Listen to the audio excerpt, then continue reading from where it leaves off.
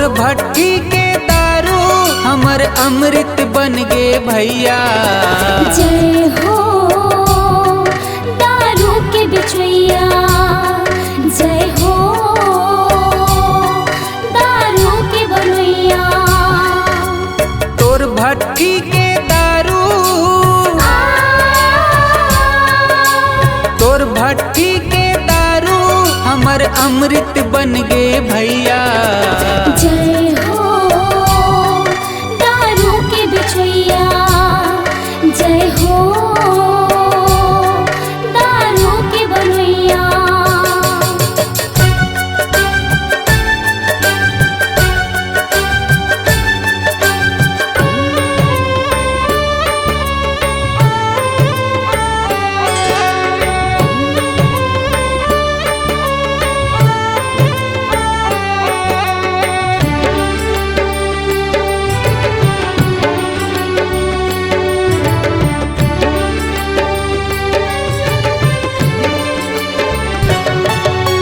एक घूंट पीते ता बुढ़वा में छाला अटिया थे।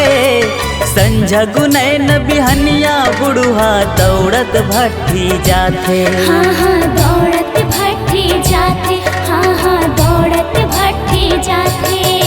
100 रुपया के चिकना लेके 3 पैक लगाते। कभू कभार घर आते डौकी लैकल झगड़ा मताथे। हाँ हाँ घर माँ झगड़ा मताथे, हाँ हाँ घर माँ झगड़ा मताथे। कैथों का बड़ दवा है दारू, कैथों जी बड़ दवा है दारू, गोड़ हाथी रखे मढ़ोइया।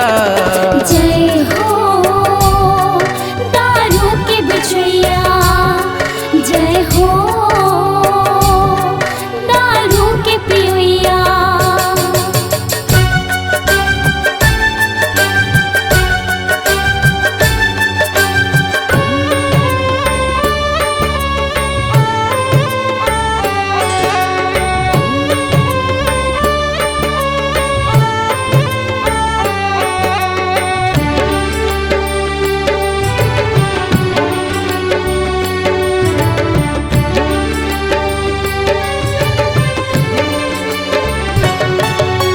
गौर करो अतका खर्चा मालैका हर पड़ जाती।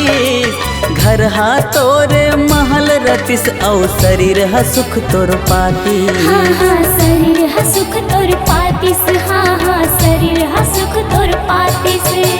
जैसन घर के फरिका संगी तैसन रही तोर लैका।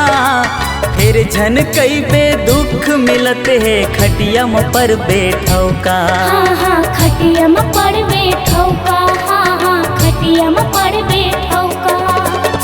कौन जतन ही अरे बुधारू,